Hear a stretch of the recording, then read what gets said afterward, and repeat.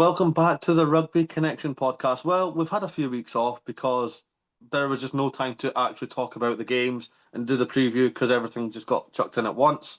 It is now test time for the Lions, and we needed some help. So, from the other side of the world, representing Rugbypass and probably repping the Aussies in this show, it's Finn Morton. Finn, welcome aboard and thank you for coming on, mate.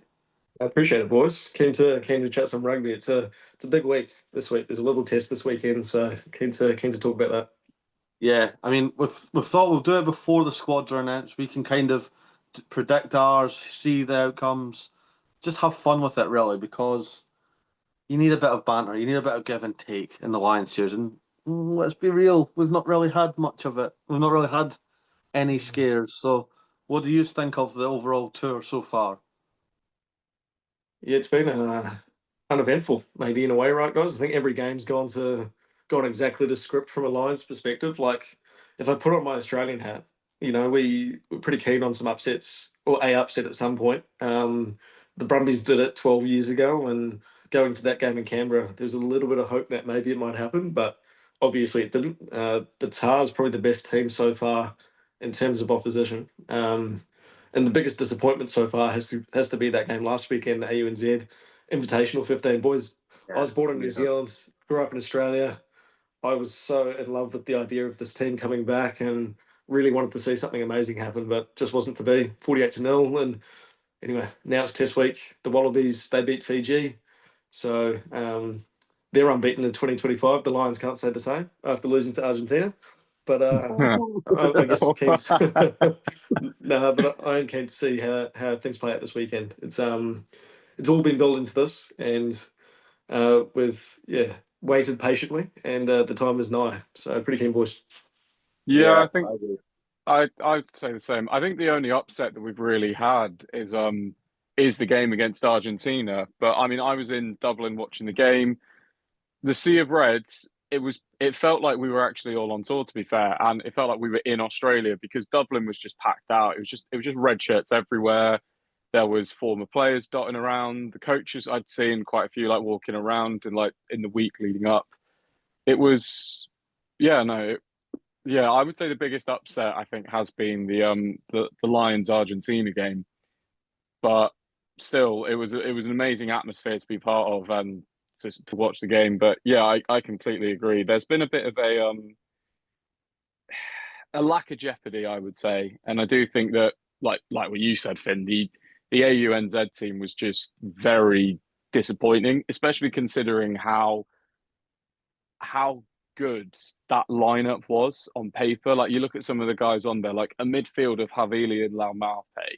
Like straight away, you think that that is going to be ridiculous to go up against. You've got a back row of Samu, of Satutu, and Frizzell. Like again, ridiculous. And it just sort of, I don't know if it's bad necessarily that the Lions finally got like a full-on performance from a Lions fan's point of view. But at the same time, you kind of wanted them to have to deal with a bit more, if that makes sense.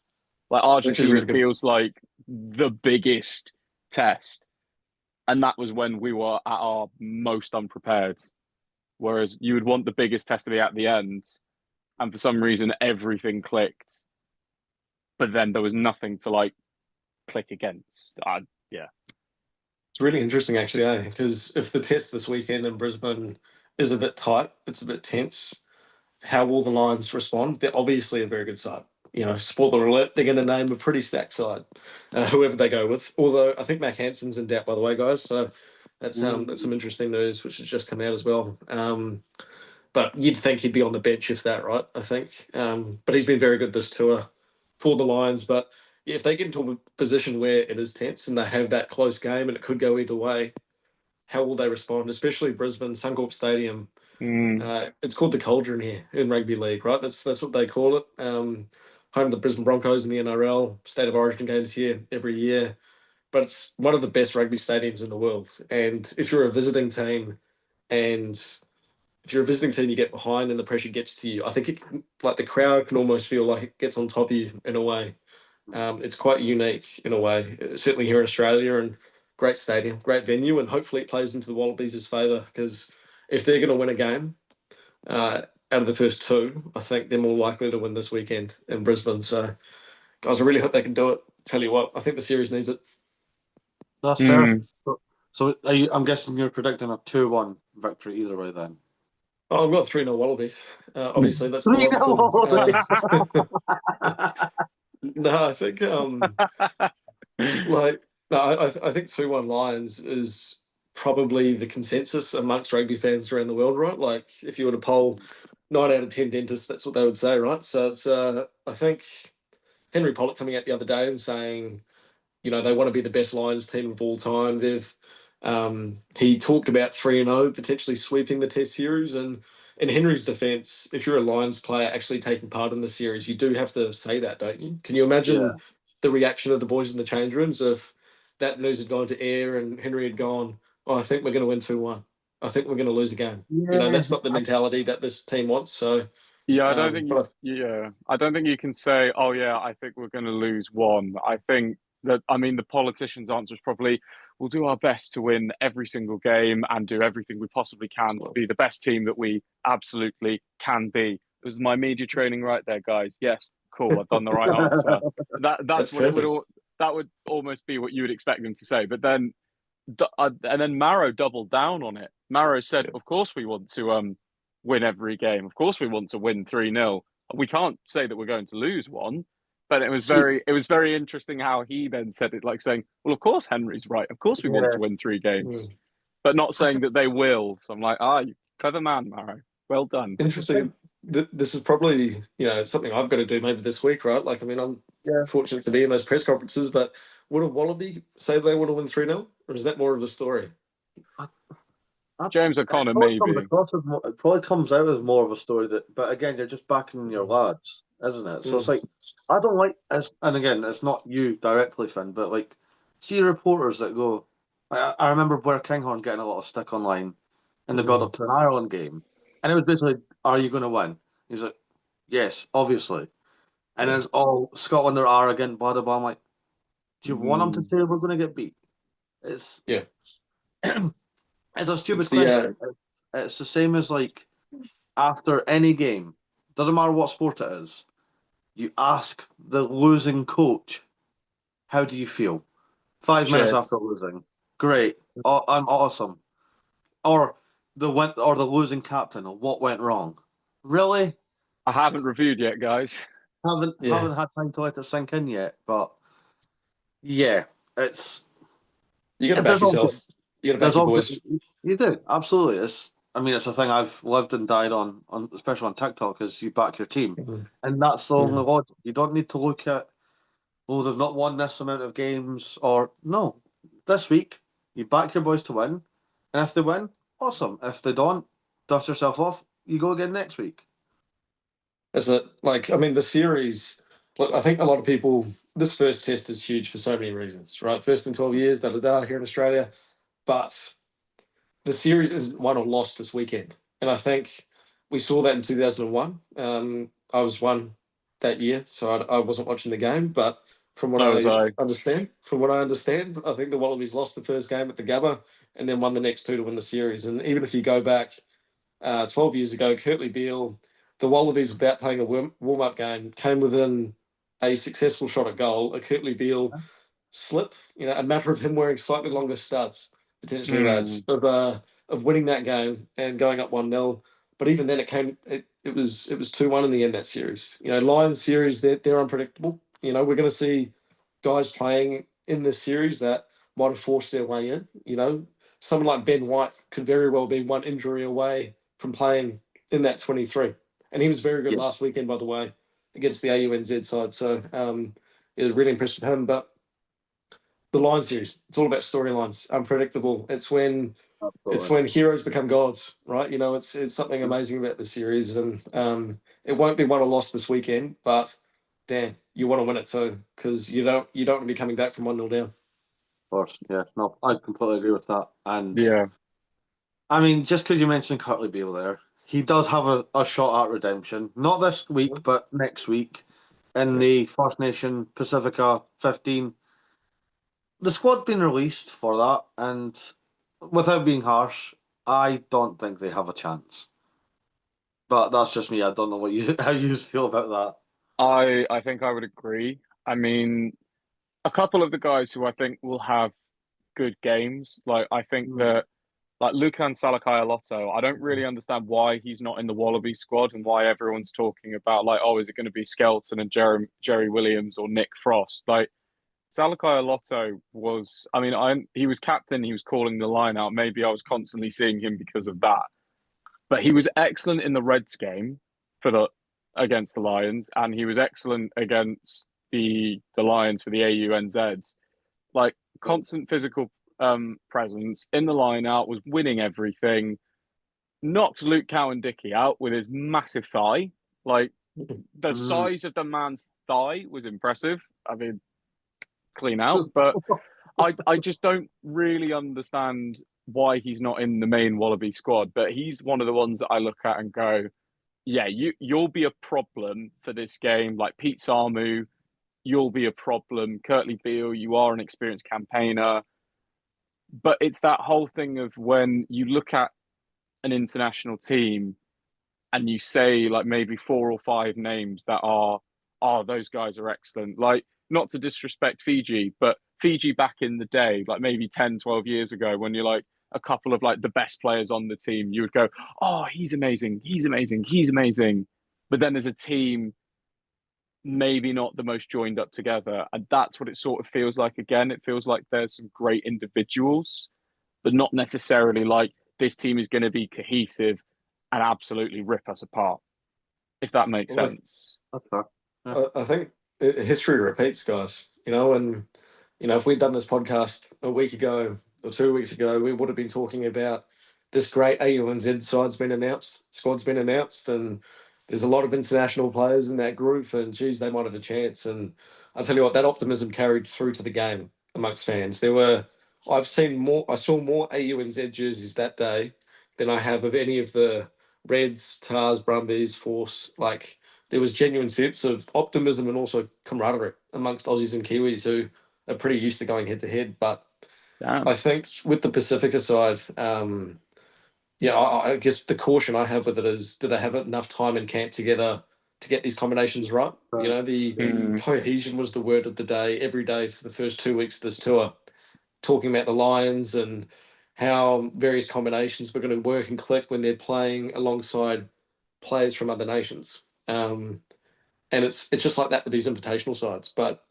Harry, to go back to your point on Lucan, like, guys, I was about 2 weeks ago, I was in Brisbane flying to Sydney, and I was at the airport, and a very large man walked past me in the airport.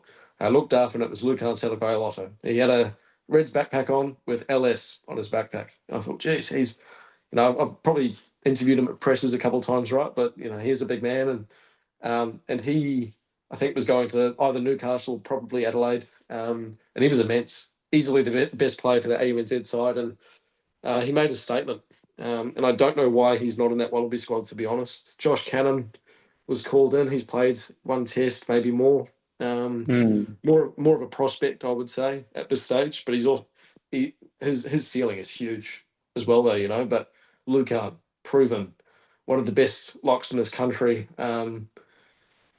Why isn't he versing the Lions in test matches? I don't know. And Yeah, it might be one of those selections we look back on and go, what if? yeah. That's true. He was. I remember that he was, especially when he was in the Prem a few years ago from Northampton. Mm. Honestly, he was a nightmare to play against. Like he was so. He seemed to really like. Obviously, there's that stereotypical thing of Northern Hemisphere rugby, like, oh, you play with 8 men, not 15, and everything. But he seemed to really thrive as well in that atmosphere of like a lot of set piece. Like he's a big lump, good in the scrum, good in the line out. I mean, the one thing that I know with the Lions, just to talk about him slightly more, but to link it to the game, one of the things that I've seen a lot is that if the Lions have enough power behind them, a lot of people are thinking that the Wallabies aren't going to be able to live with that.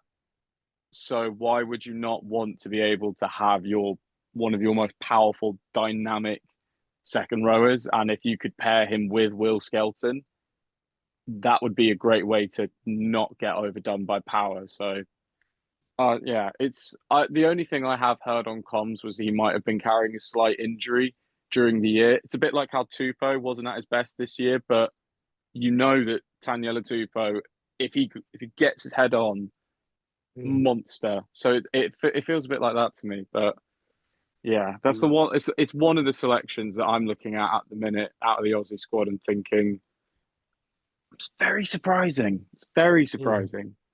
You know what I've learned this tour from the Australian side of things? The Queensland Reds players have really benefited. So the Reds played the Lions. A lot of them played in the AUNZ Invitational. A lot of them are in the First Nations, and there's a good handful in the Wallabies camp as well, Mike.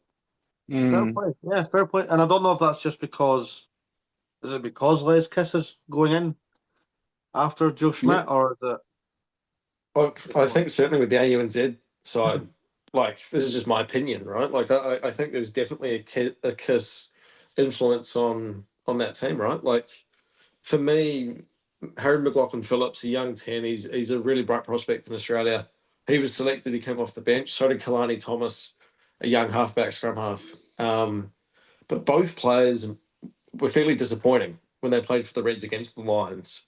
And yet they're suiting up a week later for this combined side that's getting together for the first time in 36 years. It's hard not to look at that as maybe an opportunity for Les Kiss to blood some Reds players and give them some experiences before Super Rugby next year. But look, the Reds as well. Murray, you're wearing the shirt, mate. It's they're a good club. They're a good team, and their players back it up to an extent. But they still can't get past quarterfinals. So maybe this is what they need: the experience in these big games. It's just a Mm. Southern Hemisphere Ireland then. Yeah, there you go. The Reds Just chucking Ireland. that, just chucking that out there. Yeah, if Didn't you Les Kiss coach in Ireland as well? he did. He's an assistant coach under Schmidt. Um, There we go. That might there be you go. there we go. It's very We've it's really very we have fitting.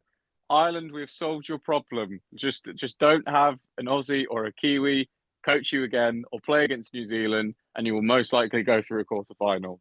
I think that's a good strategy for a lot of teams, right? At World Cups, don't play the All Blacks. Yeah. Don't play the All Blacks till you have no choice, till there's no one Yeah, left. Yeah. until there's two left. Yeah. England in 29 did it. We prepared for that game, and then we didn't really think, right, how do we beat South Africa? But that's another conversation. Yeah, Oh, they kind of played their grand final, didn't they? They played their final yeah. against the All Blacks and Although to could, be could, fair, could, Eddie has come out since then and said that he got some of the selection wrong, and I'm like, yeah, okay, you're big enough to say that you should have done that, and it didn't help with the injury, but yeah. I actually get more to a totally tangent. I actually get more annoyed about the 23 semi-final than I do about the 2019 final, just because good one there. we got it so wrong on the day in 19 that it was like, okay, Sinclair went off injured. We should have started Marler, and maybe the second row combination wasn't the best, so the type five just didn't work. But as soon as we got back in the game, the type five was working and that. But then the two tries were amazing. The thing that annoyed me more about the 23 semi-final was we literally had the perfect game plan to go into a final after being absolutely shocking, only for like two players to let us down after coming on the bench. It's like, you've just completely ruined this. But anyway, yeah, that's 23 annoys me more just because we actually got it right, and I think we could have got it right again. But yeah, but it's Well, sort of it's yeah. what it's like to be an England rugby fan, right? I guess, and presume you support football and stuff as well, right? Like it's pretty tough being Uh, an England sports fan. Yeah, although my England football team is quite a few leagues down the pyramid. So if that's Premier League, that's Championship. I'm League One. Just Who's missed out on that? going to Champ. Wickham Wanderers. You will Yeah, not have true. heard of them. You will have not. Murray wouldn't have heard of them. You wouldn't have heard of them. But I yeah, know who Wickham Wanderers are. They're you not know very who? good. What? Right? Yeah. Right. Hang on. Let's not be mean. We They just nearly picked got up the I, third promoted. division. We nearly got guys, promoted this year. I can trump you, and I promise we'll get back to the rugby in a second. But I support a team in Division 7, Oh, fair of the play. seventh tier of English football. Yeah, called Dartford. Bit of a Duh, dart. What a Yeah, really? shout. What a yeah. shout that is. I What? I picked them randomly a few years ago. I thought, oh, this would be. I think Leicester had just won the Premier League, and I said to a few mates at high school, let's pick a team just in case they ever get massive, and then we can say we were there since day dot. And I picked Dartford. I first year I supported them. They got to the championship, the promotion playoff game, and Oh, they weren't streaming games, so I'm having to refresh Twitter, get the minute by minute updates. I paid £15, I think, a couple of years later to watch the promotion playoff again, and we've since been relegated. So yeah, I oh, couldn't tell you what the name of the cop's called, but it's a combo for another day. I'll be like a National League It starts Northwest, with an or I. it's Starts with it's an I. Mi- it's Smithian Yeah, League. Yeah, yeah. it'll be. We got relegated from the National League South. Oh, yeah, it'll Um, be it's Smithian something something. Yeah. yeah, but that's Well, if one of you guys had picked Wrexham, you'd be in for an absolute field day. I really wish I had. If I had a time machine, maybe. Oh, yeah. Yeah, Well, if I had a time machine, I'd put a bet on Leicester to win the Premier League because I think it was yeah. like 5,000 to 1. So you stick You'd 100 be, quid on that and you'd 500 grand up. you'd be a rich man. I'll tell you what. See, like if like Leicester did it, so there's no reason to say that the Wallabies can't win this Lion series. You know, That, they've got significantly yeah. better odds. But by that logic, yeah. I've always, to go back to it, I've always thought that the Wallabies were always going to get one test at some Mm, point. Because even if, say, I don't think the Lions will do this, but even if, say, we went 2-0 up, I could absolutely see them say, right, guys, we've got to play for pride here. We've got to win one test. And if they've been out on the smash and like, well, we've won, but Andy Farrell's like, no, we want to win three. Like, oh yeah, but Andy, we won. Like, chill. Like you can imagine Finn I, Russell like, nah, chill. Let's just drink. I can. Get my tenants. It's not good enough for this line side. That's the vibe I'm getting. Is really it's not good enough to win 2-0. Just win. It's not good enough to win the series. Just win the series. They're trying to be the best Lions team ever. And by doing that, they want to win all their tour games, which obviously so far they've done, except the Argentina game doesn't count in that regard. But as far as I know, no Lions team has ever swept the home nation in a Test series, certainly in the professional era. So they're chasing history Yeah. here. Yeah. The only other team is the Invincibles, led by Willie John Exactly. McBride and like JPR, Barry John, and that's all the way back in the 70s. So that's Yeah. a good. It's probably about 50 years ago. But even that, they drew their last game. So could this? Ah, okay. So they So they are weren't another. Oh, under. So they weren't undefeated. They were invincible. Okay, cool. This current line side again, they're trying to win every game. Again, for the point of history, point of discussion, let's just pretend that Argentina game in Dublin didn't happen, and let's see if they can do it. Hmm. if they do it, they'd have to be in that discussion of like the best Lions team ever. Well, their Just side on, is stacked. I really don't think a Lions team on paper's ever been this good. I Like, was having this conversation with my brother, and he's 16, and he was saying it, and he was like, "Is this like the best Lions squad that we've ever had?" And I just was looking at it, thinking, maybe. Like I went yeah. through a lot. I did like a little game with myself, and I think I'd messaged you about it, Murray. Like when I was comparing 21 and 25.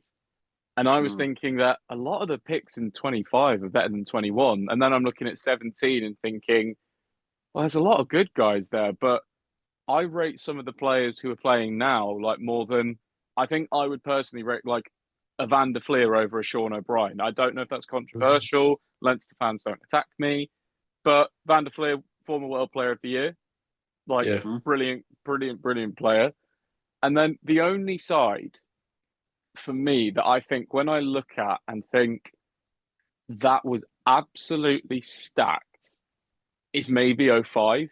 When you look mm, at how many players like played in '05, like Delalio, Wilkinson, I think Stephen Jones might have been there. You had Ryan Jones, like the titan of a Welsh number 8 he was, like, and then Tom Shanklin. I mean, it's just the first name comes to my mind, but you've got the Lions 2005 squad. When you actually looked at it, you thought, how on earth did that team get beat 3-0? How did Clive Woodward mess it up that much that they got battered that badly? Because you had the English champions, you had so many great players, but I I I've I thought it might have been like recency bias, but I was thinking I can't really think of a whole entire squad. I can maybe think of individuals like Jonathan Davis and Jonathan Joseph at the time in 17 might be a higher ceiling than a couple of centres that we've got now, but I can't really think of is the whole squad better? Is the whole I can't really I can't really think of another one that's better, really. You'll get some of the purists in the comments like, oh, 1989, Yeah, 1987. Yeah. well, yeah, obviously, like I think the Calder's Lions team was pretty stacked. Like when you actually think about it, and then obviously the Invincibles, like I mean, three of the biggest names in rugby ever: Willie John McBride, Barry John, JPR. But as a whole squad, well, the only reason why I think that it might not be counted now is potentially because of all of these late call-ups. That So, But see, is that see, I'm a bit iffy with some of them. see the late call up, see the Scotland trio or the GO3 that you've been saying. Yeah, That's now, I think it's 12 players we've now got in the Lions like squad. That's the most we've had since 1989. and only two of them are South African. Yeah. Yeah. one of them's Canadian. True. Yeah, There you go. Ewan Ashman's Canadian born, yeah. Ewan Ashman was born in Canada.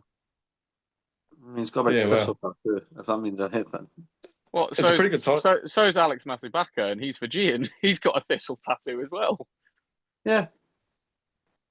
It's pretty good We, for Scottish rugby. To be fair, they've had a hard few years, but they're still chipping away. we'll get there. What is it? So Just it's like 14 Leinster players. I think there's 14 English now, and then there's like 12 Scottish, and then And not then count one Welsh. one Welsh. is What? a pretty good player. Is a pretty good player too. Yes, Tom Yeah. Nelson. Well, I have him starting personally. So do I. But the fan favourite seems to be Curry. But I think Jack Morgan. Is he? Is he? I no. wouldn't say so. I think there's a Oh lot my of God. people. There's a lot of people up here who have. Well, the argument for Tom Curry I'm finding is that Test match animal has played in the Lions series, has played in World Cup final, so many high level games. If he switched it on for the first test and was unbelievable, no one would bat an eyelid because it's like, oh yeah, it's Tom Curry. Because Tom Curry sometimes isn't really a week in, week out player. His brother, for sale, much more of a week in, week out player. But Tom just goes to that level that you're like, yeah, hell, how are you doing that? But I would say that a lot of people in the Northern Hemisphere are saying that it's going to be a lot of people saying Jack Morgan because they think that he's just been the best. But Tom Curry, it's almost like but if we put him in, we know he'd be great. He's not been the best, but we know he'd be great. But it's a bit. I'd say that Jack Morgan's the favourite up here, and I think a lot of people were thinking pre-tour that Van der Flier surely has to have the 7 shirt because of all of the Irish coaching bias. But hey, I mean, I've got Van der Flier in the 7. I've moved Morgan to the 6. I've got them both starting. Interesting. Okay, you haven't gone big. It's an option too. The I think with Jack Morgan, if he can, he should be rewarded for how he's performed on this tour, right? Like that game against the Reds, he was player of the match. He was brilliant.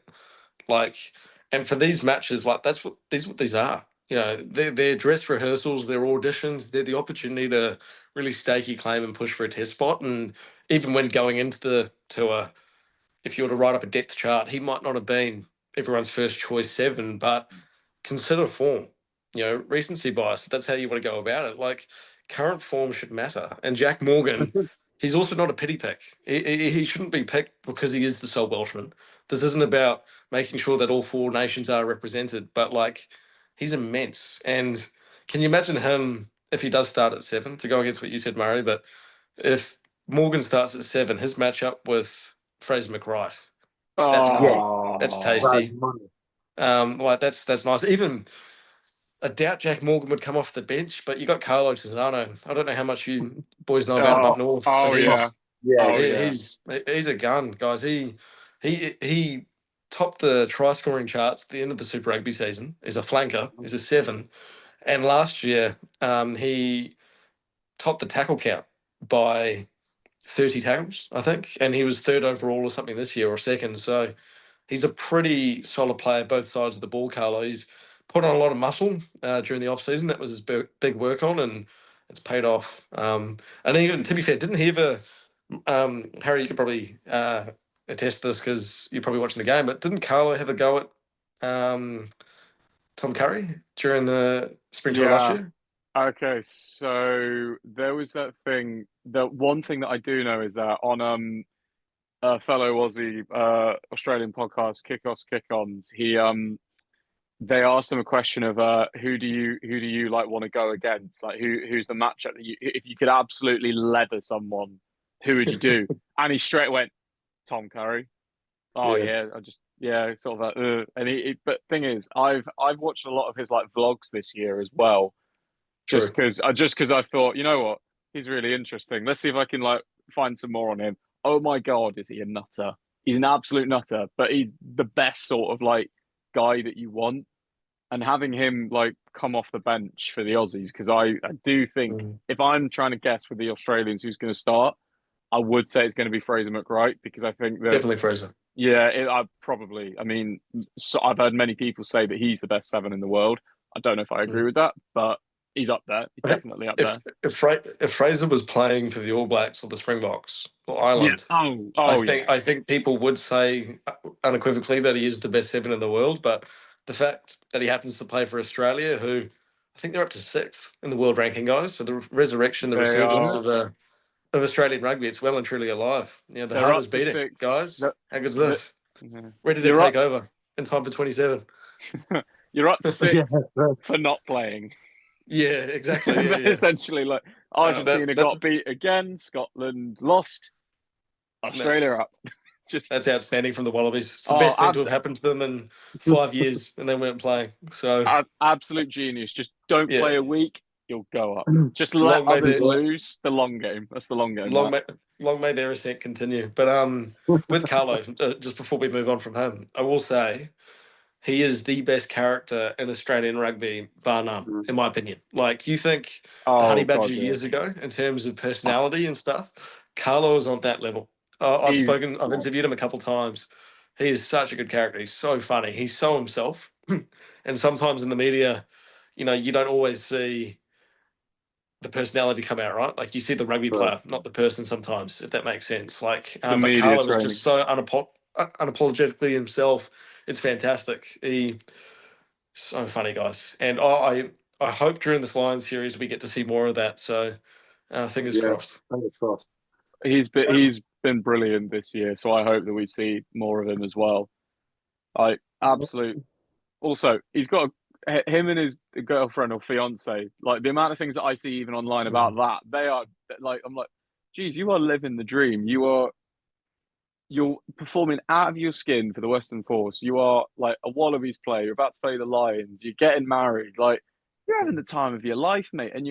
Yeah, you're so right that it is brilliant to see somebody so apologetically themselves and like be able to have fun with it as well. Like almost like I mean, I'm a massive Quins fan, so like a bit like Marler, how Marler is just was unapologetically himself and was a character. So it is nice to see that even though I think there's been a lot of negative impact of social media with Mm. rugby, and I do think that there's been especially a bit in the last few years, especially from an England perspective. But yeah, it's great to see how social media is allowing like all of these guys to come out and like sort of show their character a bit more. Like even guys like I don't know if you will Mm. have like Max Laheath. Max Laheath, Mm. like absolutely sensational character, and it is brilliant to see that you can see people online like have more of a personality, and Yeah. that barrier is just slowly but surely going down, and it's great to see like characters like Carlo, and you hope that he does get in And you almost do want him and Curry to have like a little bit of something, because then they can talk about it in the next press conference and drum up Yeah, even more. And hopefully, I'd love. hopefully Australia don't schedule another league game at the same time to take the eyes away. Yeah, we'll move on from that. Uh, Yeah, it was a good game of State of Origin though, but it was a good day out in Canberra as well. oh yeah. There's one head to head, and the way it's going, it does seem like it could be going after this weekend. Sione Tuipulotu and Joseph Swatali'i. Now remember, Joseph did say, "I'll see you next time," and Sione's like, "Don't worry, I've got that receipt. I was there at Murrayfield. That was up. I mean, we absolutely smashed them. So just remember, Wallabies, don't mess with us because we've done it before, and we're all there now. Everyone that caused you a problem is there. Mhm. Oh, that's a great. It's a Ben White at 9, Finn at 10, Sione true. at 12, Hugh Jones, Darcy Graham's now there, Doohan's there, Blair Kinghorn's there. They all ran riot against the Wallabies in November. Ashman, Schumann, Sutherland all did as well. Yep. Scott Cummins. Yeah, because Scott Scott Cummings. Cummins wasn't injured. So yeah, they were all It's there. it's a really big test, this one for Joseph Okusa-Suaalii, isn't it? Like, you think of all the hype and expectation that's been on his shoulders since he moved over from league, or since Yeah. Mm. he signed his contract, really. Like, it's all been building to this Lions series, with an eye on the World Cup as well. But he gets selected for the Wallabies without playing a single minute of Super, let alone Shoot Shield, which is the semi-professional amateur comp in New South Wales, Sydney. He gets player of the match on debut against England. Obviously, Oh, comes off the bench against Scotland. Yeah, sorry about that one. Has that I run was with? there. I Yeah. saw it. Oh, Do you still having flashbacks to Jorgo running down the left wing, or because well, that one of it. Well, to be slightly bitter about that game, I mean, one of the tries shouldn't have counted from the second row, who was clearly in touch, and I was on the other side Jeremy of the it stadium, was and I Jeremy could see Williams. it. Yeah, I was on the other side of the stadium, on the touchline, essentially, like wearing glasses. He's in touch, and the old TMO couldn't see it, and I'm like, he's in touch. He's blatantly in touch. What do you? So you know what Oh, you oh know what you need to do, Harry. Next time England play Australia, beat them convincingly and just take it like how Yeah, Scotland. just I do what mean, Scotland did. Yeah, yeah, or even what Ireland did, just win it in with like the last kick of the game yeah, or that works something. too. Yeah, Yeah, Actually, it's how's or how's no one spoke about this? That we are the only team from the home nations that battered the Wallabies Mhm. last autumn, spring. Sorry. mm, And yeah, I think that week, like, obviously I wasn't in the UK, so I don't know what it was like inside Wallabies camp, but there was so much talk that week about the Grand Slam and the Wallabies going, hey, if we beat Scotland, then we're in an 80-minute scrap with the Irish to try and make this happen for the first time in a long time, and mm, especially that considering going into the series, we spoke with Angus Bell, Joseph Suaalii, a couple of others, I think the day before they flew out, down near the Opera House. It was very scenic. It's quite nice. But, Lovely. and that's where Angus Bell said something similar to Pollock. Didn't he say, I think Bell said something along the lines of, oh, we want to win all four. Um, Mm. and that made headlines because people are like, oh, here we go. The Wallabies, really? But as soon as they beat England, and Suwali was player of the match, I had a mate of mm. mine who's a hardcore Sydney Roosters rugby league fan who sent me a text going, "I'm on the bandwagon. The Wallabies may never lose again." And I can tell you, he wasn't the only one in the rugby league world who had that view because Mm. Suwali, he's that type of profile, and that's probably been the best part about his arrival in rugby. His value, he's worth every cent of his contract because of what he's brought to the game in terms of Mhm. exposure, interest. Kids idolise the guy. It's quite nice to see. I was at a Wallaroos game, no, the Super Rugby Women's Final in Sydney a few months ago, and the Waratahs boys rocked up. And seeing little kids run over to Joseph and try and get photos or something, like it's bigger than the game, and it's what rugby players should be, idols to these young kids. And Joseph, he's pretty approachable that way, but he's worth every He's cent of his deal so he far. seems lovely in every like in the nicest possible way. Like every interview I see of him, he just seems down to earth. He seems like a Mm. good lad who just happens to be a man who's going to go to Sione Tuipulotu, a very experienced international. I'll see you next time. Like, and Yeah. it's good to see that he's got that that He backs edge to himself. him. Oh yeah, but I mean, I'd never seen the last time I'd seen somebody that good in the air against Yeah. England. He happened to also be a 6'5" Australian, and it was like, what on earth? How? What?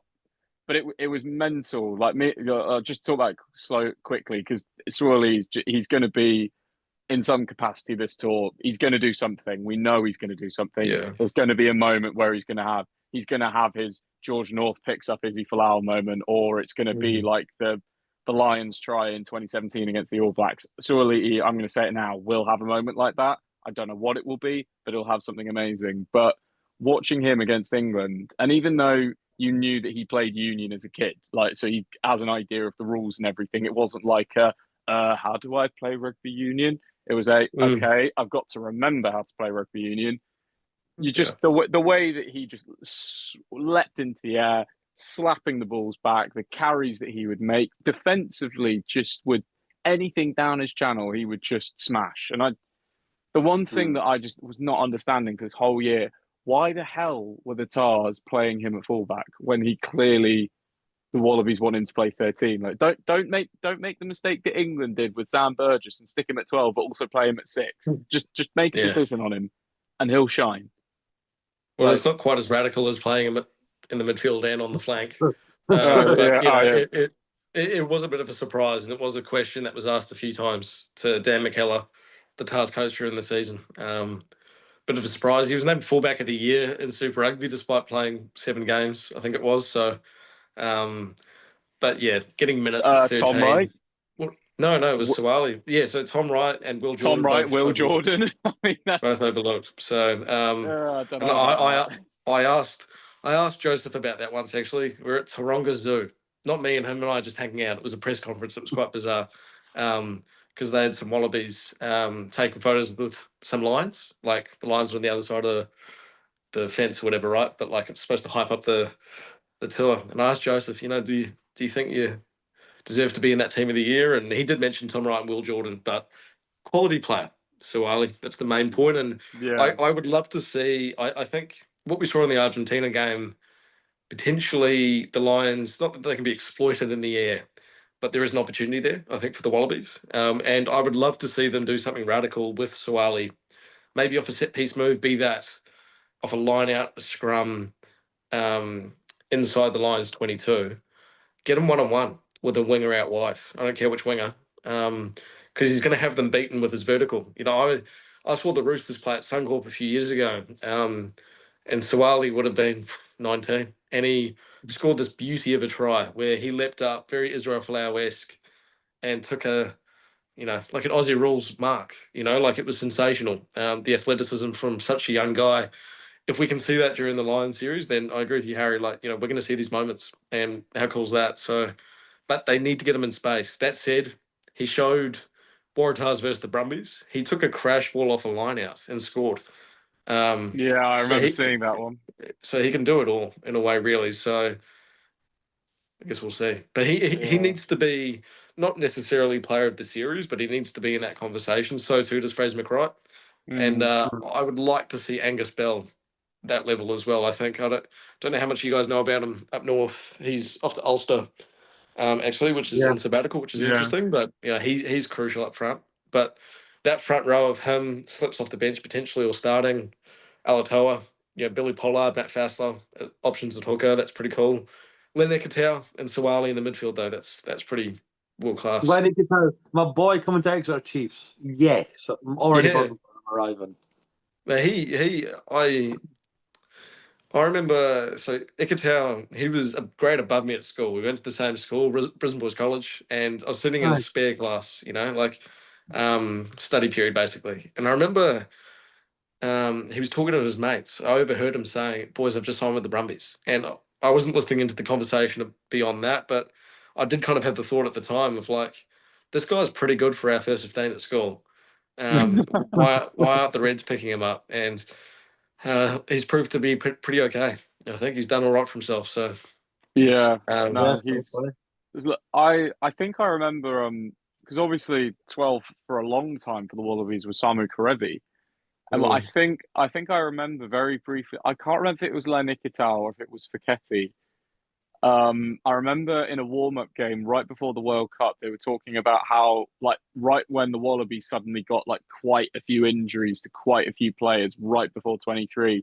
I think Ikitau was one of those guys that they were talking about how him and Karevi would be in the midfield would just be key for Australia in terms of getting the game line, getting physicality in defence.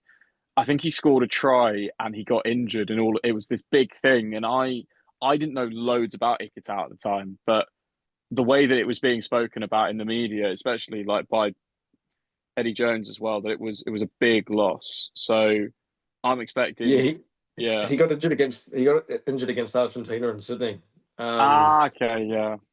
Shoulder, maybe from memory, maybe his arm, but I think it was his shoulder. I actually It saw him was at the something airport the upper next body, day. yeah. Yeah, I saw him walking through the airport the next day and arm in a sling, and obviously that's no good. But even still, I think by all accounts, he was on track to be fit enough for the World Cup.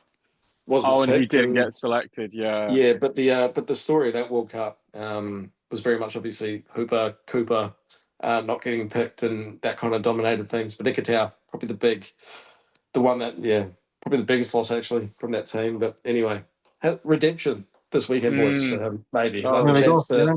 to be on the world stage. You know, O'Connor said it, I think, on Sunday or Monday, whenever the squad was announced, that Friday, it was last Friday, that the Lions series is bigger than a World Cup. It comes around once every 12 years. You know, unless you're O'Connor, James Slipper, or George Smith, if you're a Wallaby, you don't get the chance to burst them Yeah. twice. So this is their moment, guys. And, you know, there's been so much hype about this for months, years. And suddenly, the first test, it's going to be gone in a blink. And the players will understand that. It's their, like I said before, it's a chance to go from being a hero to a legend, you know, to become an icon of the Wallabies jersey and hold a piece of Lions series history this weekend, Suncorp. You know, it's crazy. It's only a few days away. yeah. It's It's so good.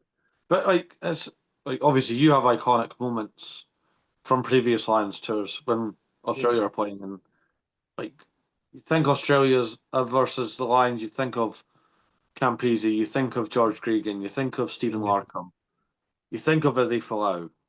Didn't work out for Yeah. him, but you still think of him. mm, And I think it's the same for us. Like Lions versus Wallabies, you think of that Brian O'Driscoll try, you think of George North pointing at Will Genia, you think of Wee Halfpenny. And Yeah. it's what you need. It's moments that live with rugby fans across the world forever. It's huge. It really can't be undersold, you know, how big this is. And I think the exciting thing about it from an Australian perspective is it's an opportunity to get non-rugby fans into rugby. And I Yeah. think they'll understand the occasion once it kicks off. It, potentially not the first test. You know, people in Brisbane, you know, might get caught up in it this week, and that's great. But especially if the Wallabies can win one of these first two games, and we go into game three potentially in Sydney, Stadium Australia, a core stadium, 80,000 capacity ish, I think, big stadium. And if that's potentially one all with all to win, all to lose, like man, Australia will get behind the Wallabies in a way we haven't seen for probably 12 years. You know, mm. or maybe since that World Cup in 15. But even that was in England, so obviously it's pretty hard to time difference for non-rugby fans to be that interested. But this is such a cool opportunity, especially with the World Cup here in 2 years. Like it's not everything, you know, in terms of, you know, if the Wallabies do get swept, it's not the end of Australian rugby. And I'm pretty sick of the narrative that rugby's dying in this country because it's constant, you know, it's always going to be here to an extent.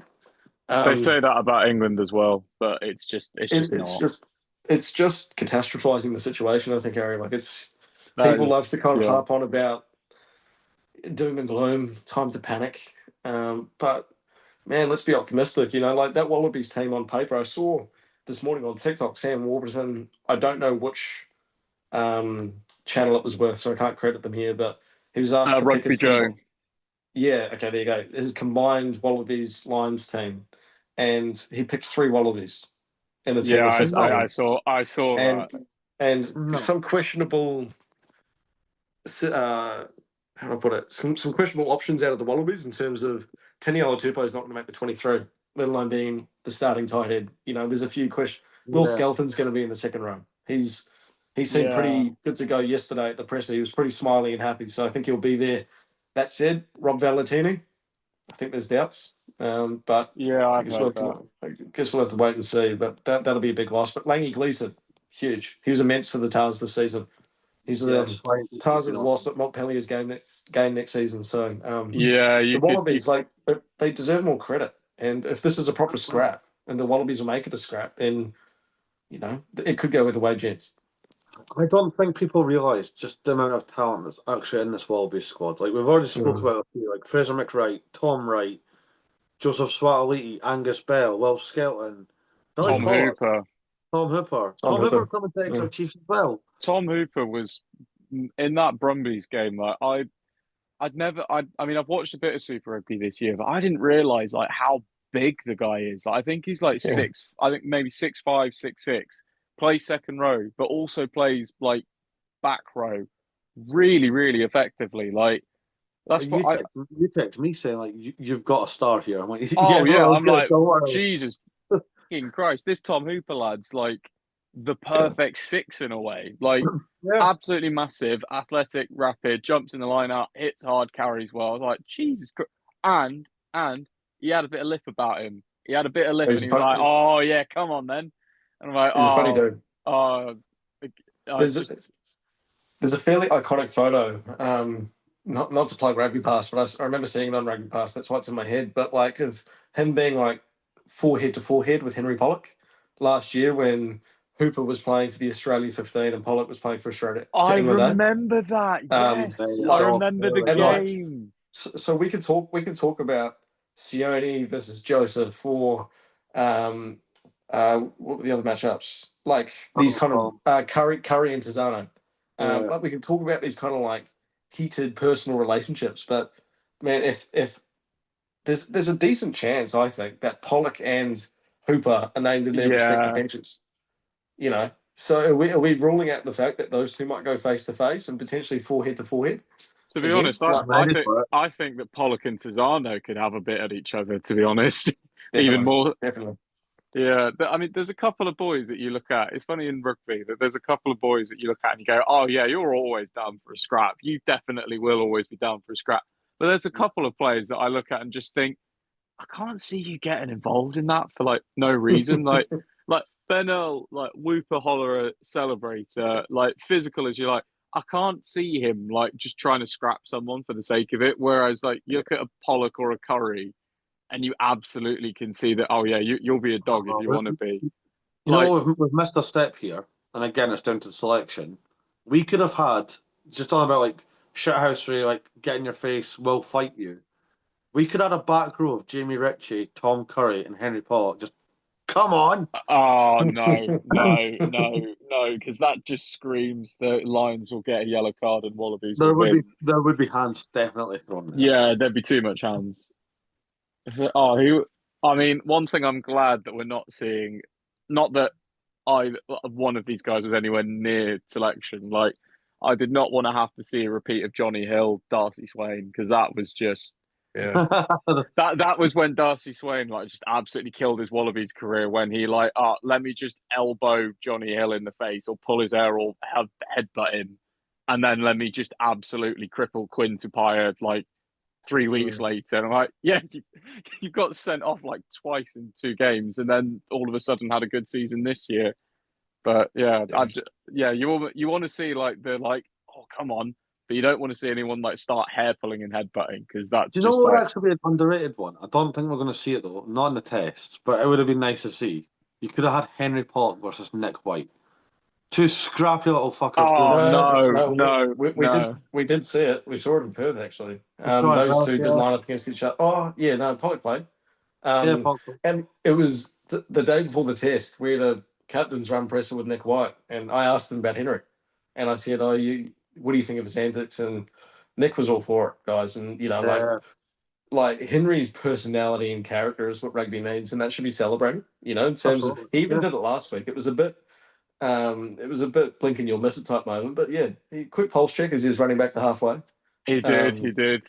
So like we did see that, but they didn't quite have their moment. But even Pollock and Nani Lamape. I think there was a bit of lit between the Oh two of yeah, them when I saw that. I think because he that was lent on that him was a bit on the ruck. yeah, it was a bit weird that one in terms of Pollock seemed to have a fair bit of room to move, but he ran straight at Nani, and Nani wrapped up the ball and held him up. I actually spoke with Nani after the game, and I did ask him about Henry, but I've completely forgotten what he said. Oh, So what do you do? But oh off the no. top of my head, that was a pretty cool matchup in itself, right? I think anyone versus Henry Pollock. That seems to be the vibe from an Yeah, Australian perspective, right? Like, I'm wait- I'm he's waiting for. the guy that you love to celebrate and you love to love if you're a Lions fan, but you probably love to hate him if you're You an know Oh what? Aussie yeah, fan. He yeah. feels very stereotypical. What people would say a stereotypical English rugby player would be: floppy Mm. hair, Yeah. devil may care attitudes. Some might say arrogant. We'll have a scrap. We'll chat shit, and we'll do anything really. Like you just feel. I think I can see why that is probably what everyone's interpretation of an English rugby player is. Just Mm. a floppy-haired, arrogant little shit who's gonna mess around with you, but you're like, oh damn, he's a good player. Yeah, no comment on that, guys. No comment. Oh, that's fine. Oh, awesome. No, it's I mean, Aussie and the English definitely have a rivalry, right? And even me being a Kiwi, Kiwis and the English have a rivalry. I think everyone has a rivalry with the Oh, English. everyone Yeah, hates So everyone hates us. Everyone yes, loves to hate. Actually, no. so I think the only ones who don't are probably the Fijians because most of them come and play yeah, for our it's true. Fijians army. love it. Fijians love everyone. Oh They're yeah, too nice to everyone. It's they nice people. yeah they just, we should all be like the Fijians, absolute massive warrior units, and be the loveliest people with the most incredible singing voices. That just It's sounds so like True. It's the true. best person so to be in the unsettling. world. It's so unsettling though, because obviously like Bill Mata played for Edinburgh for years, so I'd see him at least once a month, and he would be wrecking bodies, and then he'd come off the field, and you could barely hear him. I'm like, that's Mm. unsettling. That's so unnerving. It's not even fair. Um, Yeah, it's. So But I mean, how other? They're such nice people. The yeah, Fijians. I guess just it's yeah. the Deans are yeah. lovely.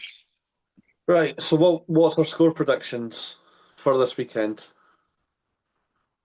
Oh, I think something like 1916. I reckon. I think like I do 1915. think this will be tense. A scrap. I hope it is. See, I like tries, so Actually, I should have. Sorry, I should have made it clear to the Wallabies, lads. I think. oh, okay, okay. No, okay, I think the Wallabies are so under the radar going to this match that that's cool. let's yeah. Plus, imagine the drama. Like Yeah, suddenly, yeah, suddenly the stakes from a fan's point of view just go up tenfold. I'd love it, and it's what it needs because we've got the MCG next week in Melbourne. I think the Lions will win that. There's going to be 50,000 Lions fans, you'd think, right? And it's going to be pretty hard for the Wallabies fans to have their voices heard, I think. Especially in, well, Melbourne, not really. I mean, maybe it doesn't overly matter in a Lions store, but obviously Melbourne, not really a union sort of heartland It's, of Australia. So so, I've come up with a mini narrative in my head of something that could happen, but I don't want it to happen necessarily. Wallabies win the first game with a kick at goal, 29-28. It leads to a major reshuffle in the Lions test team. You don't originally have Owen Farrell in the first one. You then have no, Owen no, Farrell. no, Bear with no. me, bear with me, bear with me. You then have Owen Farrell in the second team, in the second test team, and all of a sudden everyone's going on and on about Farrell and ignoring the fact that the Lions lost, and then the Lions go on to win another two games to win the series. That's just a little narrative I've thought of in my head. I'm not saying that I he's don't mind over that. Finn. I'm not saying he's over Finn Murray. I'm saying that he's involved in some way. You Like know I don't think. if he wasn't originally on the bench or starting 12, he would then be doing that. I don't think Finn Russell makes the 23. I Trying can't to get a tell if reaction this from you, is I Murray. can't tell if I'm this is not a going down rage the bait I or wasn't. if it's a Pure rage back, guys. Pure rage back. No, oh no. he's the Messi of rugby. He's gifted. He's very talented, so Yeah. he'll be there. Oh, he'll be I there, mean, yeah. I mean, I try not to bite, so you did well there. I'm just kind of like, just going to bite more here. No, I there's. thought I'll sit back and see what happens. Yeah, exactly. I do have, to be fair, Harry, I do actually have Farrell on my bench for the first test. So do I. It goes against all of my Harlequins bias, but yeah, yeah. I mean, that's a whole other conversation that I'd love to sort of get into. Like, how Well, badly has Marcus Smith. Marcus Smith been used in this Lions tour? Like, Right. from being like the summer against New Zealand last year, where he was impeccable, and then he played brilliantly against every team in the autumn and was never really at fault for what happened when England were losing, but kept getting taken off. To then being shifted to fullback for England because George Furbank was injured, and then now not being given a start at 10 for the whole tour, and every time he's had to play 10, it's 20 minutes, or he has to play with Farrell, which admittedly, him and Farrell linked up probably the best that I've ever seen them link up because they know each other and they play together well. But I for somebody as talented as he is, and maybe there are like shades of a Carlos Spencer, a Quade Cooper, Finn Russell back in the day of, oh, he's a maverick, he's a flair player, he's an individual, he can't lead a team. He led a Harlequins team to win the league after being bottom of the table when he was 22, the same age as Finn Smith, and then got himself on the Lions tour covering for Finn Russell when he was 22 and 21. And for me, I just cannot understand how, before the Lions tour, the squad was going to be announced, the two tens that everyone was saying were going to go were Finn Russell and Marcus Smith. And Yeah. everyone was saying, and I just do not understand why he has not been trusted at all. We know he can run a game. We know he's good. And the whole thing of like, oh, he's not a test fullback. Of course, he's not a fucking test fullback. He's a fly half. He's not going to be good defensively playing fullback. He defends at 10. But on the flip side, I'll be controversial. I don't think Finn Smith's been that good. So that's also why I think that Andy has called in Owen, because he's the only other 10 who is experienced on a Lions tour. So him and Finn, as the 10s to win a series, you'd back it. Or even if Farrell went to 12 to shore up the midfield with Finn Russell, who has gone online and said that I would love to play with Owen, I think we'd be great together. Like, not like, oh, Owen's a fantastic player, blah blah blah. He's openly said, oh yeah, me and Faz, it would be great to play with him. It's just, I just don't get it. Like, why have you messed him around so much and not given him the opportunity, especially when Finn Smith hasn't actually looked that assured? But no one seems to be talking about that. It just seems to be, let's bag on Marcus Smith, and he's just taking all of this flack, and he's taking all of this, not abuse, but I just, England will end up losing out on one of their talented fly halves. He'll go to France. It's the same. They'll buy him out. Yes, he has a contract to 2027. You're telling me that a Toulon, a Racing, or who's a La Rochelle wouldn't go and say, you know what, let's go spend big on Marcus Smith. He goes to France and he wins everything. And then all of a sudden, England are like, why didn't we use this guy? Because coaches didn't trust him for some stupid reason. Like, it just does not make sense to me. And yes, maybe I have a slight bit of bias because I've been watching him for years and I love him. But I just don't get it. I just do not get it. And I think it's cost him a test place. I genuinely think it has cost him a test place after being so chronically misused. Was it the last game? And like me and you were talking about the squad, and I was like, like, what's Marcus got to do? And I was like, I'm not being horrible here. He ain't getting a start. It's too late on now. No, Because he might start next week against First Nations. Maybe, yeah.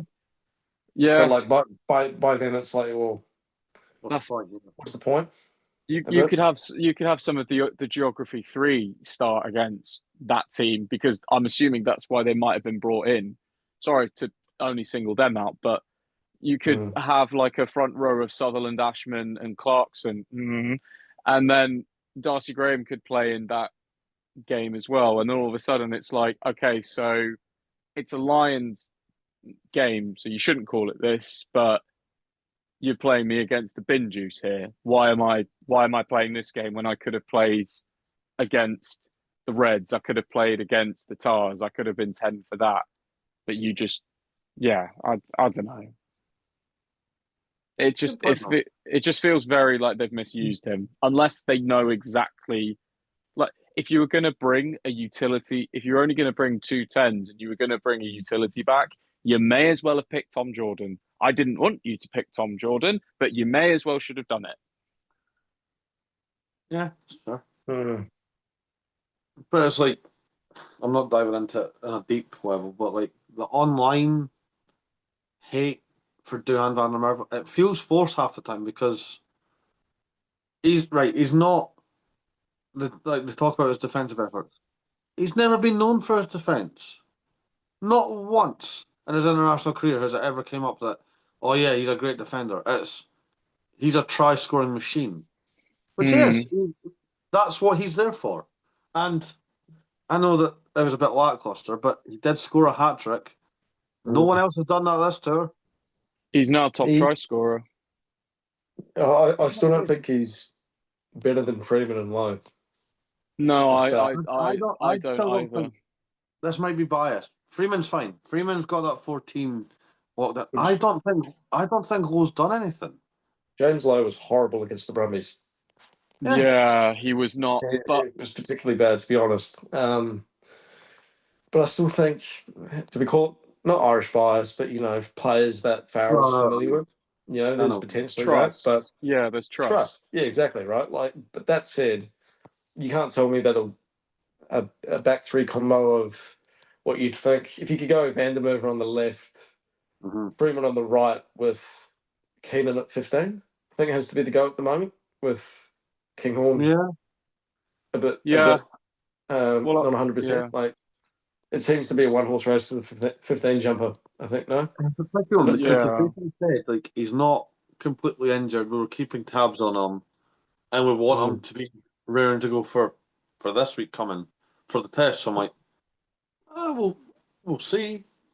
My question about Kinghorn, and this is incredibly serious. After playing the top 14 final, when he flew to Australia, did he have to wear his Lions kit on the plane? Because I'm not sure if you guys have seen like the Lions or the Wallabies, the All Blacks board flights, but they're normally in team uniform. And then when they're on the plane, they might get changed into something a bit more comfortable. But like for the Lions, I think they flew down wearing suits. So does Kinghorn have to? It's so stupid. They got changed. So they did the nice. Here we go before we go on tour, and like all suited and booted. Exactly. And then a couple hours later, they put another picture of them on the flight in t-shirt and shorts. Still Lion branded, but I'm like, Charles Tyrrett had to have their suits on show so everyone knows that they're the suit sponsor. So they've got the lovely Instagram picture, but then I think actually to like answer the question, I think I heard that or no, this might have been England. They got given like England players got given like care packages of like, right, use this for recovery, use this for like get rid of jet lag. So the Lions missed a beat on someone trying to go, right, so we've got like just get Alec Walters out like, okay, so we've got this and they're going to recover like this, and then that would just sort everything out really. Sorry for a terrible Welsh accent.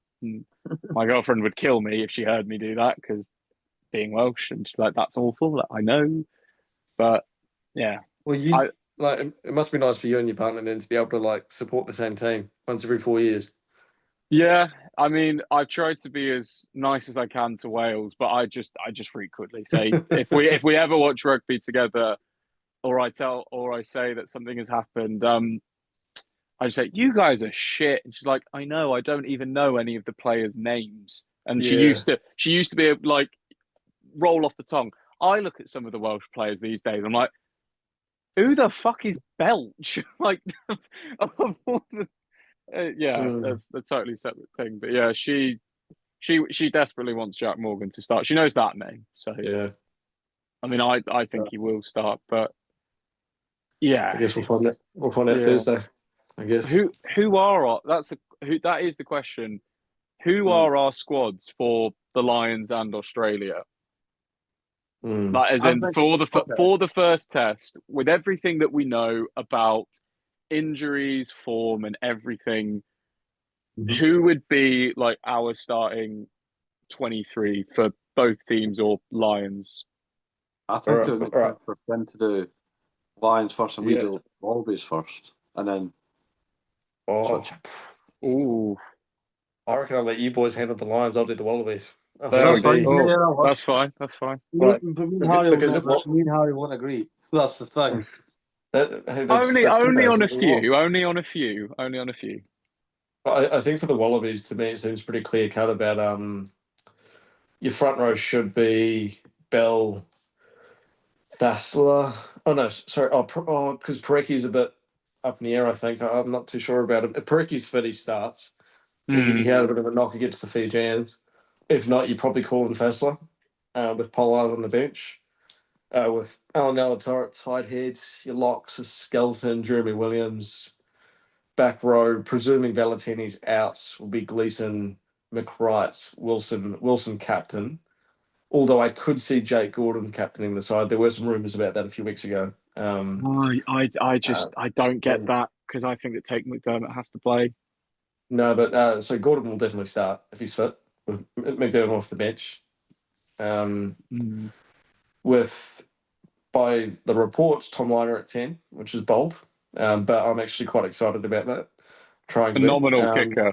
Phenomenal kicker he is. Yeah, he obviously suits the Lions game style, right? Like in terms of Well, combating that, came through at Harlequins with his brother. ex- exactly Harlequin's product. Harlequin's product is starting 10 for the Wallabies, and his brother's starting winger for Italy. It's Yep. pretty incredible. And then the third brother has just come into the main academy squad. So Michael Liner, True. all three of them have come through at Harlequins. Yeah, I think midfield's pretty self-explanatory. I think you could see our Sawali and your outside backs probably Jorgensen, Harry Potter, magical winger, Oh, nice. and Tom Wright at fullback. I think. It's That's a a good very good. team. That's solid. No Andrew Callaway. I There's reports he's on the bench, but I personally I call Filippo Dalgunu. I think Yeah, if, Dalguni. if they go a 6-2 split, I would like to see Dalgunu on the bench instead of Callaway because he can cover the midfield as well. And they basically, I think, have to go a 6-2 split to accommodate for Tizano effectively, but also Yeah. to combat the Lions. Um, but that would mean I guess they'll probably go 5-3 because you probably have McDermott as your halfback cover, Dono as your backup 10, and then Callaway, who could probably cover 13, as well as any of the outside backs. But it's a. I'm sure Joe Schmidt, give him some Panadol, some Nurofen. A few headaches, I think, Mhm. with selection. Do you need a 6-2 if you've got Tom Hooper and Cesano on the bench? Not if Hooper's selected, actually. He could be utility. But if a lock goes down, he's just your out and out lock cover. It's not like any of the flankers could cover second row. Yeah. So, I was going to ask, could you not have like Nick Frost somewhere? well, Nick Frost potentially, but you could have Nick Frost instead of Hooper potentially, Mm. because the difference between the Fiji test for this one is Will Skelton's back by all accounts. So, Yeah. Yeah. um, so that pushes Frost out of the starting lineup, theoretically to the bench, which could push Hooper out of the 23, or Hooper holds Mm. his place and Frost drops out. But it'll be revealed on Thursday, I think. Like pretty Okay. keen. Yeah. Right. Lions. I think we have the same front row. I would say it's personally Gen, Sheehan, Furlong. See, I got Balaam now just because I don't. Just when they were like Thomas Clarkson's in, I'm sitting like, is Furlong hurt? Don't know. I Yeah. I think.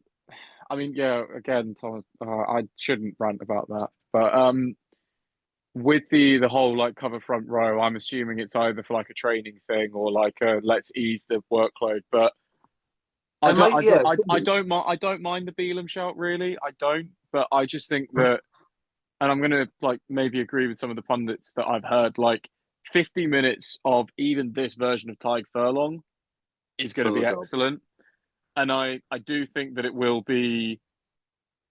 Yeah, I'll say that the two tight heads I think will be involved are Furlong and Beelum. I think Will Stewart he doesn't seem to have suited the system that they're playing for the props. Like in the Well, scrum, sure. Yeah. yeah, in the scrum has done his job, but then in the loose, he hasn't done the job as much. And because everyone is pretty much shoring up the scrum, tight head wise, they Mhm. can't look at who's scrummaging best. They look at who's getting in the wider channels the best, and it is Furlong and Beelum. I wouldn't mind. I wouldn't mind the Beelum shout to start, but I would say that is those two. That's fair. Second row. One of them is obviously Maro Itoje. Yep. Captain The has to be. Hmm. Yep, think he's been phenomenal personally, but the five jersey I think is So tight because it's so between two because I think someone else is going to be playing six. okay. I think that Ollie That's Chesham will okay. play So six. I don't have Ollie Chesham at 6 because I've already told you who I've got. I do have Ollie Chesham on my bench. Is Joe McCarthy your five? I was leaning towards it. As much as I'd love to go bias and say Scott Cummings, there's no reason for me not. And again, if it was Scott Cummings, he's deserved it. He's been great. Yeah, But so he redeemed himself massively after that horrible really, performance. Like the wrong, really, yeah, really, really come back. all the second rows have put in a shift somewhere where Yeah. you're like, yeah, cool. So I say there's no wrong answer, but for this, I have gone McCarthy with Chesham on the bench. See, I I would argue McCarthy. I could see Byrne playing because Mm, he's obviously captain the side. He's got experience, and a bit like what I said about Tom Curry earlier, test match animal. You know that he's going to perform. hmm. But I think, yeah, I would go Maro and McCarthy in the second row just because I think, especially if you've got Will Skelton in the Mm, opposition 23, you've got to have your biggest lock to be able to try and bust his maul as much as he's going to try and bust your maul. So there's hmm. that. That's it. Who else is in your back row if you don't have Chesham at six? So I've got Jack Morgan moved to the blind. Oh yeah, yeah, Morgan and Van der Fleer. See, I have And I've Morgan got seven. Who's your eight? Is it Conan? Conan, yeah, Jack Yeah. Conan, yeah. So I would have Jack Morgan at seven, Jack Conan at eight. I would have Chesham at six. Mm-hmm. Okay, who's your other replacement back rower on the bench if you've got Chesham on the bench? Ben Earl. I think he's in mine as well. I think we've got the same. We've just got like a slight tactical shift. We'll just change it slightly. Yeah, yeah, that's fine. Yeah. Okay. Oh yeah. I'll stick. Yeah. So essentially, I think the only one that I don't have that you have is Van der Fleer. But I don't know. I've not been as much as people haven't been feeling Curry. I've not overly been feeling Van der Fleer. Like I think that he's been. It's a bit. I think he's been a bit like James Ryan. He's done a job. I haven't really seen loads out of him Mm-hmm. personally, but I can see him getting selected because the trust is there. Mm. But And he will just tackle you and tackle and keep tackling and oh yeah, very work absolute like work rate. We'll put in a shift everywhere. Yeah, but he's the one I'm not sure about. Like, if it was me picking, I think I would still stick with Chesham at six, Morgan at seven, that's Conan at fine. eight, and then I think here's my thing where I actually think might happen. I actually think that Earl and Pollock will be on the bench. I actually really think that that might happen. I think that for that little moment of magic for Henry Pollock to come on and do something, Mm. I could see it That's, happening. that's pretty powerful. Like, that's pretty elite if you can call those two. Like those Yeah, took your beds, right? Like, because also in terms of the breakdown work, that's one area that I think, especially with McWright and Tizano, if they Yeah, end up you playing talked about together, the thing that I'm slightly thinking the narrative of like, oh, we need a big six. I'm like, do we need a big six? Because I'm pretty certain that Australia are going to target that breakdown as well. So if you have, that's if kind of why I went for Morgan and Van der Voort, because it's just yeah, the ball. Yeah, it's just constant. Like even if one of them's out of the phase or out of the ruck, the other one's straight in it, and you're like, yeah, and having that's why I've sort of thought I like the idea of Pollock and Earl because I feel like Mhm. along with Morgan, they're the ones who have been getting into the breakdown and getting over the ball, trying to turn it over as well as the high energy stuff. So that's why for me, I would have Pollock there, but Yeah, that's for fair. the sake of agreeing, I will say that I think Van der Fleer will be involved in some way. Okay. So you have Van der Fleer starting, I have I have Chestnut Van der Voort. starting. So, but we have them both in the team. Let's put Yeah. it that way. I think it's interesting to note. Jack Conan up for media today in Brisbane on Tuesday, so that Yeah. usually means that the players being selected. Okay. Although he did say that they haven't found out the team yet. They don't find out till Wednesday, apparently. So, Wow. but like I said, when a player's put up for media, more often than not, they're going Yeah. to be playing the 23. So Yeah. you'd presume that he's starting. Interesting. Yeah, Very I would interesting. presume that. But Yeah. again, it doesn't necessarily mean they are starting. He could be on the bench, but I Yeah. see him more as a starting player than a bench player. I So mean, I never considered that. One impact, Jack Conan coming off the bench with 20 to go. Oh, Oh, but when he comes on for Ireland, like especially when Doris has been playing eight more and more, and they shifted away from playing Doris six and Conan eight, even for mhm. Leinster, like he has a huge impact. Like He's massive. He's a massive human he's being. an absolute. he's I mean, this is the man who knocked Faletau out of the eight jersey for the Lions 4 years yeah, ago because he Yep. was just undroppable. Yeah. Also because Faletau got COVID, and then he was like, "I am him." So Yeah. they can. Well, I am him. You there go you on, go. go yeah. on, go on, Gats, drop me. Drop me for Faletau. So, Don't call it He's a bias. Go on, do it. he's a big dude. I was yeah. standing next to him today, and just yeah, he'll do some He Massive. has damage. You know, very much the phenomenal type of guy. mustache. Oh, it's impressive. Like Like this is as best as I can do facially wise, but he's got some pretty absolute an slug impressive on his mouth. lip. Absolute Yeah, slug. yeah, putting us all to shame. So, Yeah. It's um, not quite up par. It's not quite on par with Nick White's, but that's fine. oh No man on earth can compete with that man's mustache. no, actually impressive. Like, It's wild. Like if you could do So, it, you would. So credit to Nick oh White. yeah, He's stuck absolutely. with it. yeah, Who's the backline? Harry. yeah. I feel Russell, like we'll. I feel like we're going to change on two. I don't think we're going to agree on everything, but that's fine. I'm, I'm, I'm going to be controversial here, and I'm going to contradict what every single media person is saying. I don't think Gibson Park should start. I don't think he's been the best nine for the Lions. I'm gonna say it. I'm gonna get all the hate. I'm gonna absolutely annoy everyone. I think that Alex Mitchell has been the best nine on tour. He's played almost every game. Every time he's been exceptional. He got that win against the Tars when we were under the cosh. It was his effort. He went off at about 65 minutes, was player of the match.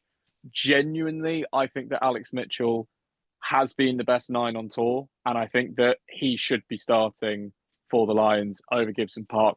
That is my personal take. You're I, going to hate me as well. It's fine. are you going to say Ben White should start? I'm not saying he should start. I don't have Alex Mitchell on my test 23. Right. Okay. Boys, just think about what nations you two guys are representing. Um, Yeah, any biases coming into selection here? that's not. Well, This is where well, you would kind of need Finn to almost be like I'm the the moderator last here. stop. Yeah, I'm just trying to. I'm the Yeah, voice of yeah. moderator. reason. Some might Right. say, So and I've got Gibson Park at 9. yeah, it has Realistically, to be Jadison. it should be Gibson Park because of the Irish system, the coaches, the backing. he probably is the most talented. I would just make the argument that if it was on form and no one got injured, the 2 9s should have been Mitchell and Williams. Yeah, but also Andy Farrell's clearly invested big time in this combination of Jamison and Finn Russell. Well, not He big has, time, yeah, but yeah. they've started 2 games together. You know, Mm. from considering they've gone through unscathed, that selection ahead of the Reds game a couple of weeks ago basically told the story of what we all knew to be true, and that was that Jamison Gibson Park was going to start at 9, Finn Russell at 10. Alex Mitchell's been very good. Ben White also, like I said before, very good against AUNZ. Thomas Williams, really good for the first half or so against the Western Force.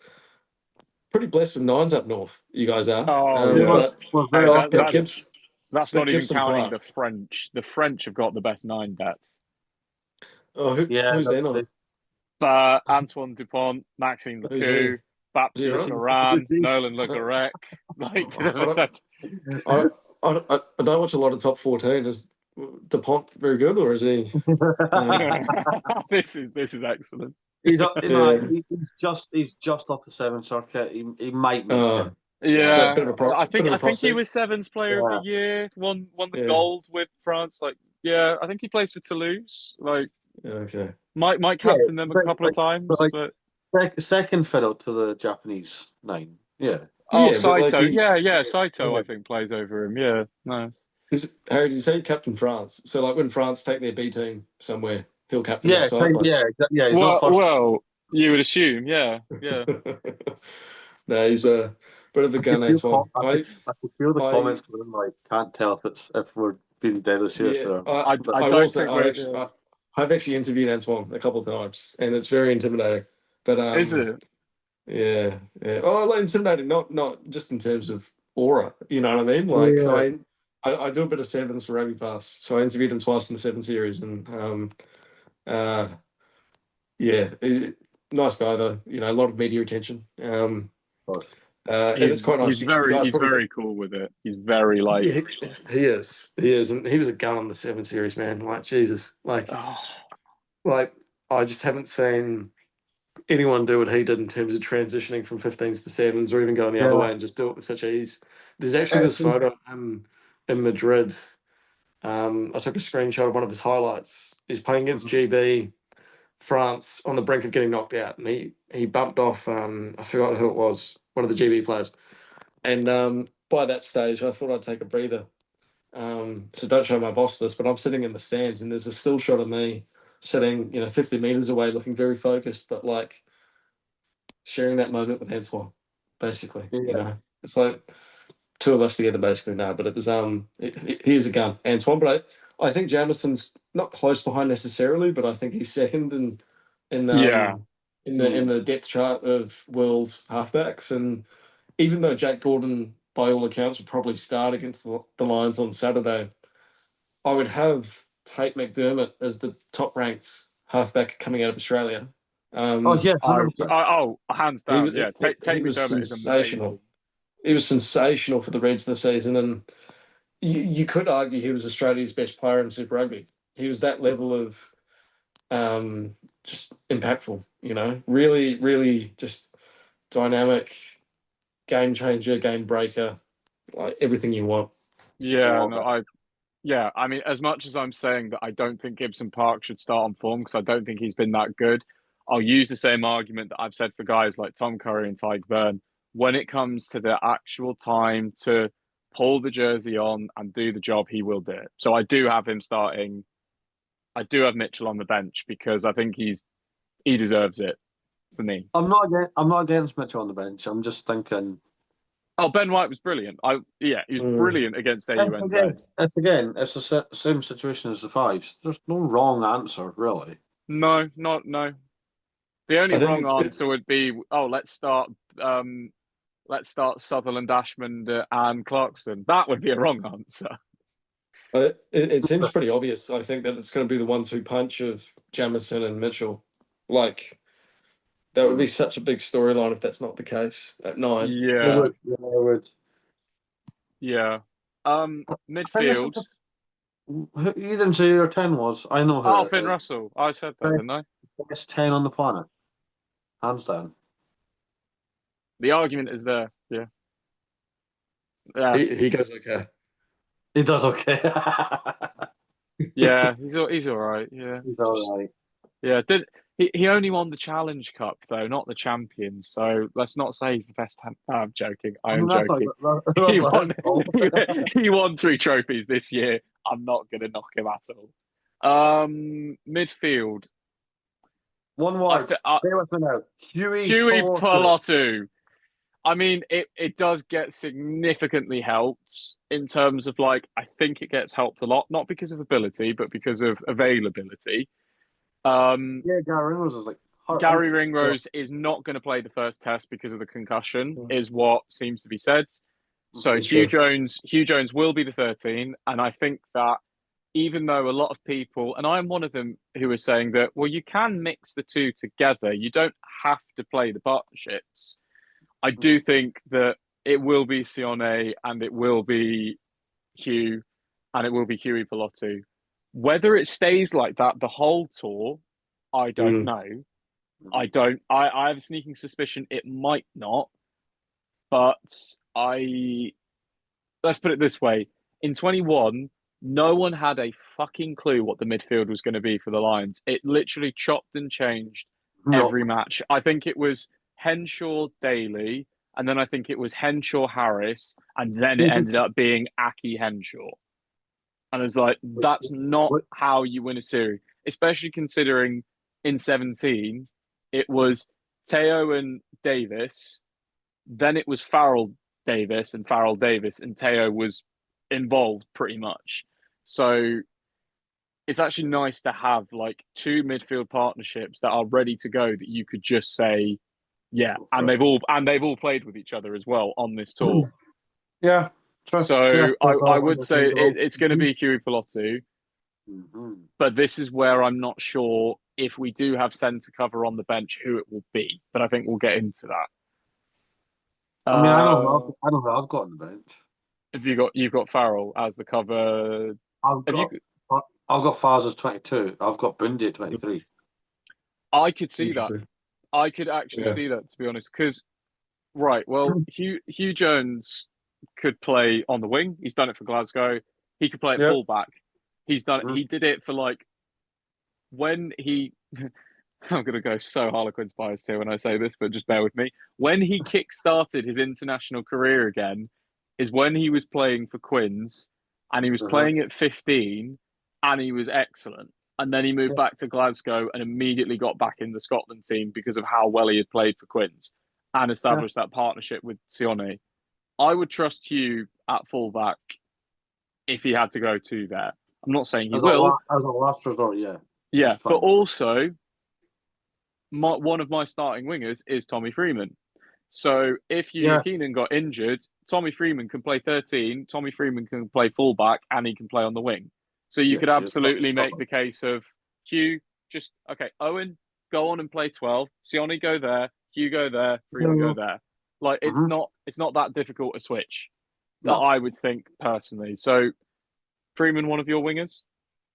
Freeman's one of my wingers. Yes. I'm going to say that Keenan will start because of Blair. I think that they might save him, and I think that he had a good game against the AUNZs.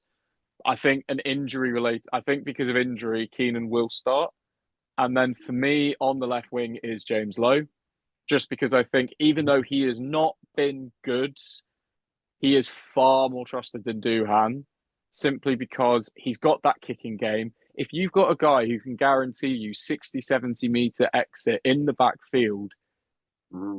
you've got to have value to that. And even though I don't think Lowe had his best game, I just one thing that I've said about Duhan in as fair a way as I can without being harsh is that when you're a Lions player, you are at the pinnacle of rugby for me. Mm-hmm.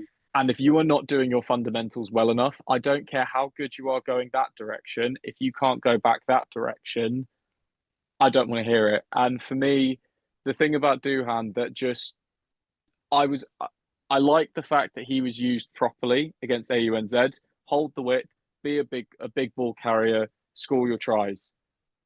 The thing that just really disappointed me is that every time there was a kick in behind, he was having to turn his back, run backwards, try and catch it with his arms like this, and it fell out of them every time. And to me, I just looked at that and thought, I can't trust that. I don't care how well you have going that way. I don't trust that. And if I don't trust that, there is no way that a coach like Andy Farrell is going to trust that either. So I would have James Lowe on that left-sided wing. I feel really bad for Matt Canson though, because I think that he has been great, and there is an argument that he should be 23rd man. But But he's injured. He's injured. Oh, is he fully out? I think that's the rumours. Those report, at least. Then I feel even worse for him. Oh God, this is all online that he's missing the first test. I still think he probably Darcy Graham coming in would be huge, wouldn't it? But I can't see that happening. No. I think Hansen will still become a test line later in the series. I could 100% see it. I think if I go onto my bench quickly, I'm going to say Porter at loose head. I'm going to say it will most likely be Ronan Kelleher, but I would say I want Jamie George, but it won't be Jamie George. I would love it to be. So would I. You're braver than me, because I'm saying that it's probably going to be Kelleher, but you know what? I'm going to put Jamie George. I fully went in, and it's I'm saying it. Yeah, Jamie George, fine. You convinced me. Oh, you've tied my hands. And then either Furlong or Beelum in the number 18 jersey. I don't think I'll go with you, because I think Beelum deserves to start, and I think bringing on a Furlong for 30 minutes is still great. Imagine, like, if you're doing it off my bench, if you're going like 20, 25 minutes to go, Tyg Furlong and Bundiaki's coming on. Yeah, you just suddenly go, no, thank you. I might actually, I thought there might have been a bit more contention, but we've already sort of talked about the forwards bench. I might agree with you that I think that Owen and Bundy are going to be the 22 and the 23, just because I can see. Right. I think that's excellent.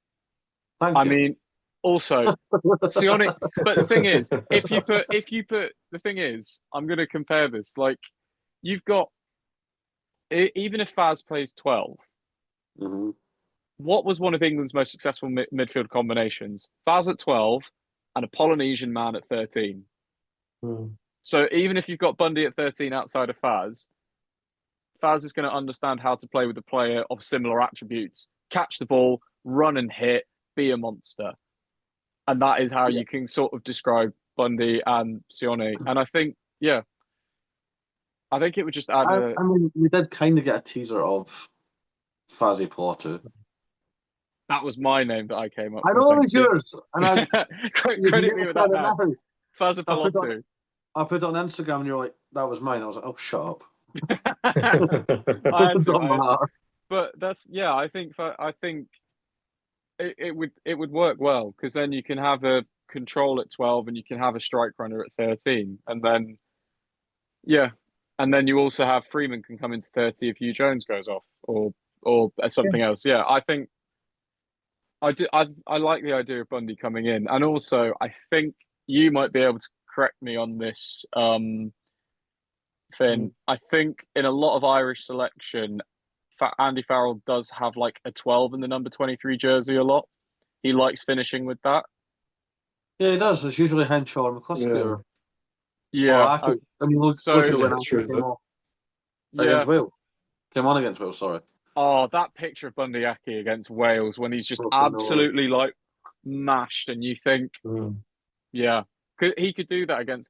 I mean, we're talking about Sione on Joseph Suaalii.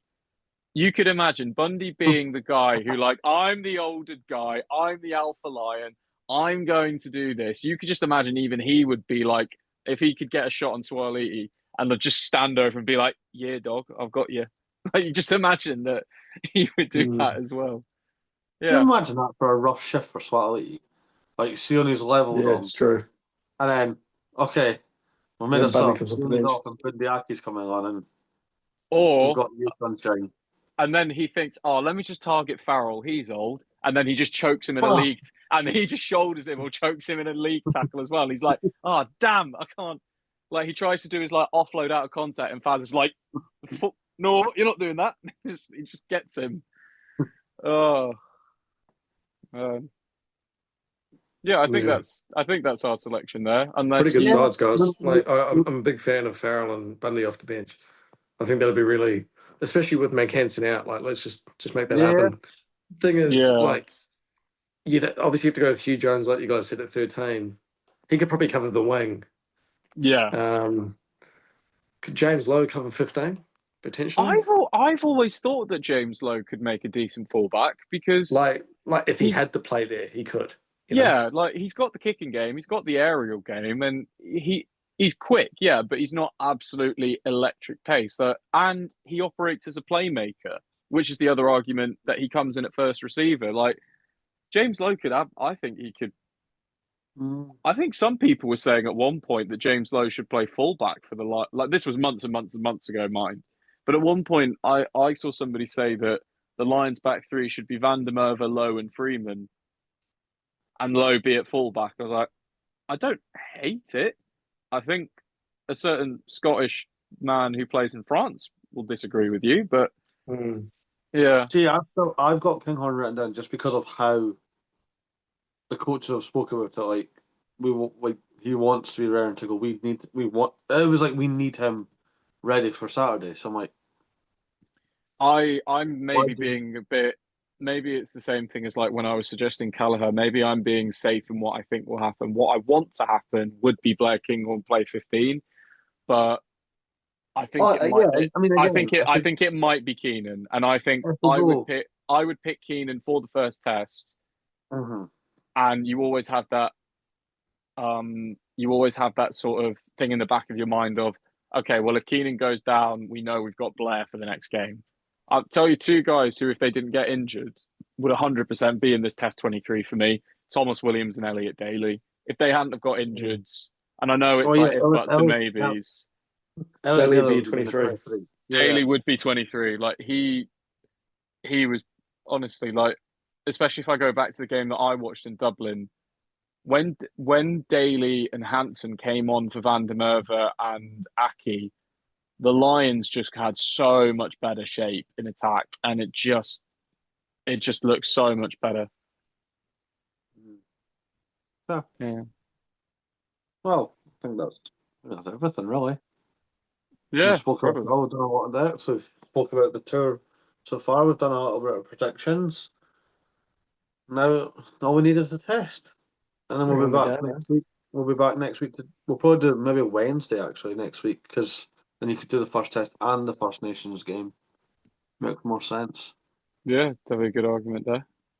Finn, would you like to join us next week? It's completely up to you. I'd love to. Like, yeah, it's plenty of review. Be nice to talk about a Wallabies win and just have a good time. Well, yeah, it would be nice. Will it happen? I don't think so. Let me have this one, Harry. He's funny. I like them. yeah. Good crack. Yeah, we'll have that. We'll be back next week to talk about the first test, the First Nations game, and probably predict the second test as well. Yeah, all fun. In the meantime, hit the subscribe button. Give Finn a follow on Instagram and on TikTok. Give Harry a follow on Instagram because he won't do TikTok. And if you're going to do, follow me on Instagram and TikTok as well. So, yeah, awesome stuff. And let's go Lions. I'll let you have that. Fair. But in the meantime, enjoy the rugby, and we'll be back next week, and we'll see you next time.